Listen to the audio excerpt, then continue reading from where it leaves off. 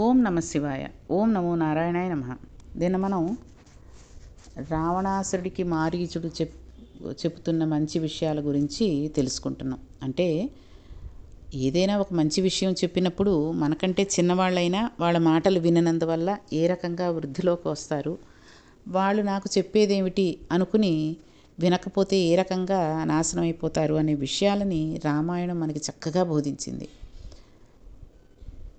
మారీచుడు అన్నాడు, రాముడి జోలికి వెళ్ళకు నువ్వు. రావణాసుడితో అంటున్నాడు, అంతమంది భార్యలు, బిడ్డలు, భృత్యులు ఉన్నారు, అన్ని భోగస్థానాలు ఉన్నాయి, కాంచనలక్క ఉన్నది, ఆనందంగా అనుభవించు అన్నాడు. రాముడి జోలికి వెడితే నాశనం అయిపోతావు రావణ, వెళ్ళవద్దు అని చక్కగా చెప్పాడు. చిలక్కి చెప్పినట్టు అంటారు చూసారా, అలా చెప్పారనమాట. చిలక్కి చెప్పినట్టు అని ఎందుకంటారండి, దానికి ఎంతో ఓర్పుతో నేర్పించాలి ఆ మాటలు, చక్కటి మాటలు నేర్పించాలి. అది నేర్పగా మనం అంటూ ఉంటే అంటుంది. అంత చక్కగా చెప్పాడు రావణాసురుడితోటి. అది వినక నాశనం అయిపోతాడు రావణాసురుడు. కోపం వచ్చినా నింద చేయడానికి అవకాశం ఉన్నా లక్ష్మణస్వామి చెప్పిన మాట విన్నాడు రామచంద్రమూర్తి. కాబట్టి రాముణ్ణి చూసి మనం ఒక విషయం గమనించాలి. మనుష్యుడు అన్నవాడు ఎప్పుడో అప్పుడు ఎక్కడో అక్కడ అదుపు తప్పి తప్పు చేయబోతాడు. కానీ అవతలవాడు వచ్చి చెప్పినప్పుడు విని బుద్ధిని మార్చుకోవాలి. అప్పుడే తన స్థానాన్ని ఊంచుకుంటాడు.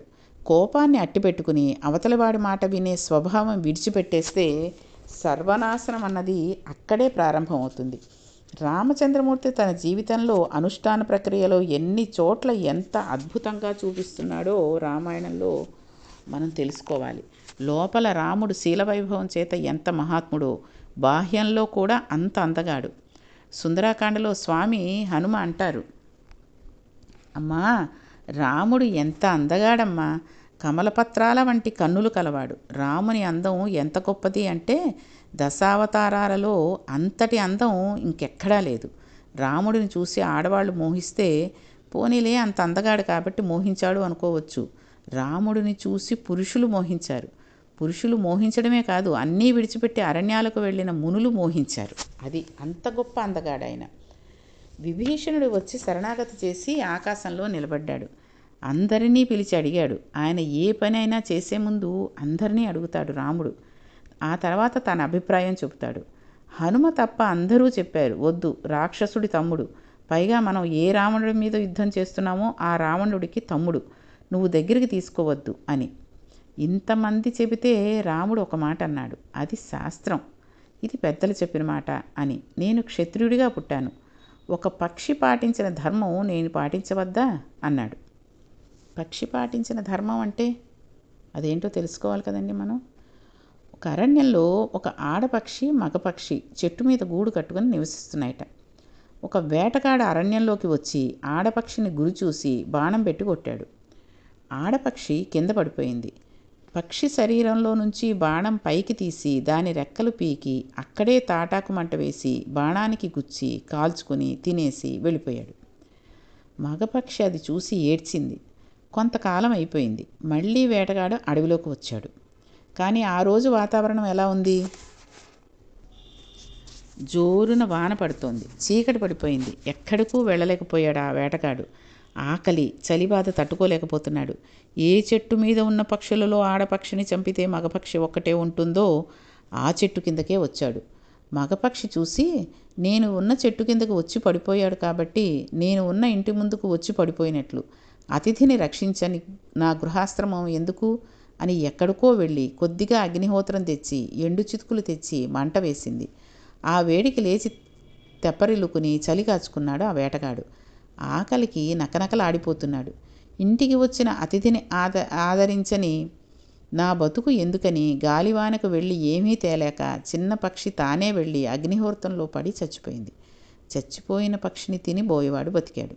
బతికి ఇంటికి వెళ్ళాడు. ఆ పక్షి ఆదరబుద్ధిని చూపించింది, గృహస్థాశ్రమం పాటించింది. ఒక క్షత్రియుడైన దశరథ మహారాజు గారి కొడుకునైన నేను విభీషణుడు శరణాగతి చేస్తే ఆశ్రయం ఇవ్వకపోతే అనుమానపడితే నా క్షత్రియ జన్మ ఎందుకు, ఇంకెందుకు నా ధర్మం? అందుకే విభీషణుడు కాదు, రావణుడు వచ్చి శరణాగతి చేసినా అభయం ఇచ్చేస్తాను. వాళ్ళకే కాదు, సమస్త జీవకోటిలో ఏ ప్రాణి అయినా సరే రామా నేను నీవాడిని అని శరణాగతి చేసి పాదాల మీద పడిపోతే వాళ్లకు నా శరణు. వాళ్ళు పాడవకుండా చూస్తాను. యుద్ధకాండలో ఆయన అంటాడండి, రామచంద్రమూర్తి అంటే ఆద్యంతము ధర్మమే. ధర్మం తప్ప ఆయనకి ఇంకోటి అక్కర్లేదు. రాముడు ధర్మం తప్పితే రామాయణంలో కొన్ని కాండలు అసలు లేనే లేవు. రాముడు ధర్మాన్ని విడిచిపెట్టేద్దామని ఒక్క క్షణం అనుకుంటే కిష్కింధకాండలో సుగ్రీవునితో స్నేహం మానివేసి బాలితో స్నేహం చేస్తే చాలండి. రావణాసురుడు తన జీవితం మొత్తంలో ఓడిపోయింది వాలి వీరార్జునులతోటే. వాలితో స్నేహం చేస్తే వాలి రావణాసురుని పిలిపించి సీతను ఇప్పించేస్తాడు. సుందరాకాండ యుద్ధకాండ ఇంక లేవు. అధర్మంతో ఉన్న వాలితో స్నేహం చేసి సీతను తెచ్చుకోవడం కన్నా సుగ్రీవుడితో స్నేహం చేసి వాలిని సంహరించి కష్టపడి సేతువు కట్టి యుద్ధం చేసి రావణుని సంహరించి సీతను పొందుతాను. రాముడికి ధర్మమే కావాలండి, శాస్త్రం కావాలి, గురువు కావాలి, ఇంకోటి అక్కర్లేదు. శ్రీరామాయణంలో ఆ శ్లోకాలు పిల్లలకి అమ్మ కట్టించిన చద్దన్నపు మూట లాంటివి. దానిని తప్పకుండా మనం చదవాలి. సద్దన్నం మూట అంటేనండి, పూర్వం ఎక్కడికైనా వెళ్ళేటప్పుడు అన్నం మూట కట్టేసి వెనకాల కర్రకు పెట్టేసుకుని వెళ్ళిపోతూ ఉంటారు. చాలా దూరం వెళ్ళిపోయిన తర్వాత వాళ్ళకి ఆకలేస్తే ఈ అన్నం మూట విప్పుకుని తింటే చాలా రుచిగా ఉంటుంది. ఏముందండి, ఆ చద్దన్నం మూట అంటే తర్వాణి అన్నం అని పెట్టేవారు పూర్వం. తర్వాణీలు అంటేనే ఏమిటో తెలియని వాళ్ళు ఇప్పుడు చాలామంది ఉన్నారనుకోండి. ఇప్పుడు ఒక 60 ఏళ్ళు ఉన్న వాళ్ళకైతే కొంత తెలుస్తుంది. ఇంకా పెద్దవాళ్ళకి ఇంకాస్త తెలుస్తుంది. కానీ ఇప్పుడు 60 సంవత్సరాలు అలా ఉన్న వాళ్ళకి కాస్త ఈ తర్వాణి అంటే పూర్వం అలాగా గంజిలో అన్నం నానబెట్టి మర్నాడు తీసి ఆ కొంచెం పులిపోయింది చక్కటి కొత్త ఆవకాయతోటో నంచుకుని ఉల్లిపాయ నంచుకుని తింటే అది చలవ. మళ్ళీ వాడు మధ్యాహ్నం వరకు అన్నం అనేది కానీ ఆకలిస్తుందని కానీ దాహం వేస్తుందని కానీ అనడు. అంతటి మంచిది అసలు. అటువంటి అన్నం మూట కట్టిస్తే కొంత దూరం వెళ్ళి అలిసిపోయి ఆకలేసినప్పుడు ఆ అన్నం తింటే అబ్బా అమ్మ ఇచ్చిన అన్నం కదా అని ఎంతో ఇదిగా తింటారు. కాబట్టి 14 సంవత్సరాల అరణ్యవాసానికి వెడుతుంటే తినడానికి కావలసిన ఆత్మపోషకమైన అన్నం మూట కట్టించింది ఆవిడ, ఆ కౌసల్యాదేవి. ప్రతి తల్లి ఆ శ్లోకాన్ని ధారణ చేసి ఉండాలండి. ప్రతి తల్లి పిల్లలకి రాముడికి ఆ శ్లోకాన్ని చెప్పిన ఘట్టం చెప్పి తీరాలి. రాముడు అరణ్యవాసానికి బయలుదేరుతుంటే కౌసల్య రాముడికి చెప్పిన మాటలండి. రామా, ధర్మాన్ని విడిచిపెట్టమని నేను చెప్పను. పెద్దవాడికి రాజ్యం ఇవ్వాలి. మీ నాన్నకు ఆ అధికారం లేదని చెప్పాను. ధర్మాన్ని పక్కన పెట్టేస్తే నీవు రాజ్యం పొందవచ్చు, మీ నాన్నని నిగ్రహించవచ్చు, యుద్ధం చేయనక్కర్లేదు అన్నది. దశరథుడే రామచంద్రమూర్తి చేతులు పట్టుకుని అన్నాడండి అప్పుడు, రామా, నిన్ను చూడకుండా ఉండలేను. నిన్ను చూడకపోతే నేను చచ్చిపోతాను. నిజానికి రాజ్యం అంతా నీదే. రాత్రి కైకేయి నన్ను నిగ్రహించింది, బలవంతం పెట్టి వరాలు తీసుకుంది. 14 సంవత్సరాలు రాముడిని అడవికి పంపించేస్తాను, భరతుడికి పట్టం కడతాను అని కైకకు వరాలు ఇవ్వడంతో నా పని అయిపోయింది. నువ్వు వెళ్లకు, నేను పెద్దవాడిని అయిపోయాను. యుద్ధం చెయ్యి, నన్ను పడగొట్టి బందీకృతుని చేసి కారాగారంలో పెట్టి నువ్వు రాజ్యం ఎలుకో. నా తప్పు లేదు, నా మాట నిలబెట్టుకున్నాను. రాజ్యం వీరభోజ్యం నన్ను పడగొట్టి నువ్వు గద్దెక్కు. కారాగారంలో ఉండగా నువ్వు అటు వెడుతుంటే నిన్ను ఒకసారి చూసి బతికేస్తాను అని అడిగాడు. నిన్ను చూడకపోతే చచ్చిపోతాను, నన్ను నగ్రహించి రాజ్యం ఎలుకు అంటే రాముడు నాన్నే కదా అడిగేశాడు. ఏముంది, తీసుకెళ్ళి కారాగారంలో పెట్టేస్తే నాకు రాజ్యము వస్తుంది, నాన్న బతుకుతాడని అనుకున్నాడా? అలా అనలేదు. ఎంత మాట అన్నారు నాన్నగారు, మిమ్మల్ని కారాగారంలో పెట్టి రాజ్యం ఎలుకొనా? అందుకా కొడుకు? మీరు ఇచ్చిన మాట సత్యమయ్యేటట్లు చేసినవాడు కొడుకు. మీరు అమ్మకి మాట ఇచ్చారు, 14 ఏళ్ళు అరణ్యవాసం చేసి తండ్రి ఇచ్చిన మాట నిజమయ్యేటట్లు చేస్తాను. అది కొడుకంటే. అంతేగాని మిమ్మల్ని కారాగారంలో పెట్టి నేను అధికారంలోకి రావడం ఏమిటి అని అరణ్యవాసానికి వెళ్ళిపోయాడు. రామా, ఏ ధర్మాన్ని నువ్వు నమ్ముకున్నావో ధృత్యాచ నియమేనచ, అది ఆ మాటల సౌందర్యం. ఒక్కసారి ధర్మాన్ని వదిలివేస్తే చాలా తేలికగా పని అయిపోతుంది. ఎంతకని పట్టుకుంటానని వదిలిపెట్టకు సుమా, నీ జీవితాంతం ధర్మాన్నే పట్టుకో. ఆ ధర్మం నిన్ను రక్షించుగాక. అది అమ్మ కట్టించిన చద్దన్నపు మూటండి. రామాయణంలో 14 సంవత్సరాలు ధర్మం తప్పకుండా నిలబడడానికి అమ్మ చెప్పిన బోధ కారణమైంది. అసలు అమ్మ చెప్పిన మాట అండి పిల్లలకి ఇంజెక్షన్ పనిచేసినంత స్పీడ్గా పనిచేస్తుంది కదండి. ఎవరేం చెప్పినా సరే అమ్మ చెప్పింది అంటే అది మంచి ఫలితాన్ని ఇచ్చే మాటగా చెప్పి పిల్లలకి ఇంజెక్షన్ ఇచ్చినంత తొందరగా ఎక్కేటట్టు చేయాలి తప్పితే చెడు మాటలు చెప్పి తల్లి పిల్లలను పాడు చేయకూడదు. ప్రతి తల్లి ప్రతి బిడ్డకి శ్లోకంలోని ధార్మికతను నేర్పితే మళ్ళీ శ్రీరామరాజ్యం వస్తుంది. మహానుభావుడు ఊపిరి తీసినా విడిచిపెట్టినా ధర్మం వినా ఇంకొకటి లేదు. అంతటి ధర్మాత్ముడు. నరులు అనుష్ఠించడానికి వీలైన ధర్మం అంతటిని కూడా ఆచరించి చూపించిన అవతారం రామావతారం. రాముడు ఎక్కడ జోక్యం చేసుకోవాలో అక్కడ జోక్యం చేసుకున్నాడు, ఎక్కడ జోక్యం చేసుకోకూడదో అక్కడ జోక్యం చేసుకోడు. రామాయణం అంతా ఒక ఎత్తు అండి, సీతారామ కళ్యాణం ఒక్కటి ఒక ఎత్తు. అక్కడే రాముడు నిగ్గు తేలింది. అందుకే మహర్షి దానిని బాలకాండలో దాచేశారు, చెప్పలేదు. చెప్పకుండా సీతారామ కళ్యాణం పరిపూర్ణంగా జరిగిన విధానాన్ని అయోధ్యాకాండ చిట్ట చివరలో అనసూయాదేవికి సీతమ్మ తల్లి చేత చెప్పించారు. లోకంలో ఒక అపప్రద ఉంటుంది. రాముడు వెళ్ళి శివధనుర్భంగం చెయ్యగానే సీతమ్మనిచ్చి కళ్యాణం చేసేశాడు అని అంటూ ఉంటారు. మనకి ఈ పౌరాణిక సినిమాలుగా చూస్తున్నప్పుడు కూడా మనకి చాలామంది శివధనస్సు విడగానే సీతాదేవి పూలదండ తీసుకొచ్చి రాముడి మెడలో వేసినట్టు, రాముడు సీతమ్మ తల్లి మెడలో వేసినట్టుగా చూపిస్తూ ఉంటారు. అది తప్పు. దశరథుడు ఎక్కడున్నాడు? అప్పుడు లేడు కదా. 7 రోజులు ప్రయాణం చేస్తే అయోధ్య నుండి మిథిలకు వెడతారు. విశ్వామిత్రునితో రామలక్ష్మణులు వెళ్ళారు కానీ దశరథ మహారాజు గారు వెళ్ళలేదు. శివధనుర్భంగానికి ఆయనకు చెప్పి తీసుకుని వెళ్ళలేదు విశ్వామిత్రుడు వీళ్ళు క్షత్రియులు, వీరికి శివధనస్సు చూపించమని చెప్పి అన్నాడు తప్పితే శివధనస్సు విడవడానికి వచ్చాడు రాముడు అన్న విషయం జనకుడికి కూడా చెప్పలేదు. క్షత్రియ బాలకులు కదా, ధనస్సు చూడడానికి మనసు పడుతున్నారు, చూపించమని అన్నాడు. జనక మహారాజు చాలా కథ చెప్పాడు దాని గురించి. శివధనస్సుని శివుడు ఇచ్చాడు. ఈ ధనస్సుని ఎవరు ఎక్కుపెడతారో వారికి అయోనిజ అయిన సీత నా కూతురుగా ఉన్నది, ఆ పిల్లని ఇస్తాను అన్నాడు అని చెప్పాడు. శివధనస్సును తీసుకువచ్చి అక్కడ పెట్టారు. రాముడు శివధనస్సు ఎక్కుపెట్టి వింటినారి కడుతుంటే శివధనస్సు భంగమైపోయింది. అందరూ సృహ తప్పి పడిపోయారు. సభలో జనక మహారాజు, విశ్వామిత్రుడు, రామచంద్రమూర్తి, లక్ష్మణస్వామి మాత్రమే స్పృహతో ఉన్నారు. వెంటనే తన ఆసనం మీద నుంచి లేచి బంగారు పాత్రలో నీళ్లు పట్టుకుని గబగబా వచ్చి, రామా, నేను అన్నమాట ప్రకారం సీతను నీకు కన్యాదానం చేస్తాను, చెయ్యి చాపు, నీళ్లు పోస్తాను అన్నాడు. అంటే రాముడు వెంటనే అయ్యో అలాగే చక్కగా సీతమ్మ దొరికింది కదా, పెళ్లి చేసేసుకుందాము అని అనుకోలేదు. రాముడు అన్నాడండి, ఇవ్వడానికి మీరెవరు, పుచ్చుకోవడానికి నేనెవరిని అన్నాడు. అది రాముడంటే. ఇంకెక్కడైనా ఎవరైతే ఇంత గొప్ప పని చేసాం, వాళ్ళని పిల్లనిస్తా ఉన్నారని తీసుకెళ్ళిపోయి అమ్మా నాన్నలకి కాళ్ళకి దండం పెట్టేసేయచ్చు, తీసుకెళ్ళి చూపించేయచ్చు అని అనుకుంటారు. రామాయణంలో రాముడు అలా స్వీకరించలేదు. అయోధ్యాకాండ చిట్ట చివర సీతమ్మ అనసూయాదేవితో చెప్పిన మాట, మా నాన్నగారు బంగారు కలశంలో నీళ్లు పట్టుకుని చేతిలో నీళ్లు పోసుకుని నన్ను ఇస్తానంటే నన్ను చేసుకోలేదు.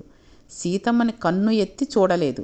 సీతమ్మని రాముడు చూసినట్లు, రాముడు సీతమ్మని చూసినట్లు చెబుతూ ఉంటారు చాలా చోట్ల. కానీ రామాయణంలో అలా ఎక్కడా లేదు. కొన్ని చోట్లయితే సీతమ్మ తల్లి పూతోటలో పువ్వులు కోస్తూ ఉంటే రాముడు పక్క నుంచి వెళ్ళి చూశాడని, వాళ్ళిద్దరూ ఒకళ్ళనొకళ్ళు చూసుకుని నా భార్య ఈమె, నా భర్త ఇతనే అని అనుకున్నారని కూడా చూపిస్తారు. కానీ వాల్మీకి రామాయణంలో అలా ఎక్కడా లేదు. నేను చేసుకోను అన్నాడు. ఎందుకు చేసుకోను అన్నాడు తెలుసా? నా వెనక నా తండ్రి ఉన్నాడు, నేను ఎవరిని వివాహం చేసుకోవాలో నిర్ణయించవలసిన వాడు ఆయన. అంతే కదండి. ఇంటి కోడలు అంటే ఆ ఇంటి గౌరవానికి వారసురాలైన కోడలని నిర్ణయించే అధికారం తండ్రిది, మామగారిది. క్షత్రియ ధర్మంగా శివధనస్సు ఎక్కుపెట్టాను, విరిగిపోయింది. ఆమెను పెళ్లి చేసుకుంటానని నేను మాట ఇచ్చానా? మా నాన్నగారికి కబురు చేయండి, ఆయన వచ్చి రామా ఈ పిల్లని చేసుకో అంటే తప్పకుండా చేసుకుంటాను. మా నాన్నగారు చెప్పని పిల్లని నేను చేసుకోను. ఆమె అయోనిజ, లోకోత్తర సౌందర్య రాశి కావచ్చు. శివధనుర్భంగం చేసిన వాడికి నువ్వు ఇస్తానని ఆయన ఉండవచ్చు. ఎందరో ఆమెను పెళ్లి చేసుకుందామని ప్రయత్నించి ఉండవచ్చు. నేను ఆమెని కన్నెత్తి చూడను. ఎందుకని అంటే ధర్మశాస్త్రంలో ఇంటికి రావలసిన కోడలిని నిర్ణయించవలసిన వాడు తండ్రి. మా నాన్నగారికి తెలియకుండా కన్యని స్వీకరించే ప్రశ్న రాదు. మా నాన్నగారికి కబురు చెయ్యండి అని చెప్పాడు. అసలు ఈ ఒక్క మాట ఈ పెళ్ళి కావాల్సిన వయసులో ఉన్న పిల్లలు కనుక తెలుసుకుంటేనండి, నిజంగా మన దేశం రామరాజ్యమే అవుతుందండి. ఎక్కడెక్కడి నుంచో ఎక్కడెక్కడో ఎన్నెన్నో వార్తలు వింటున్నాం.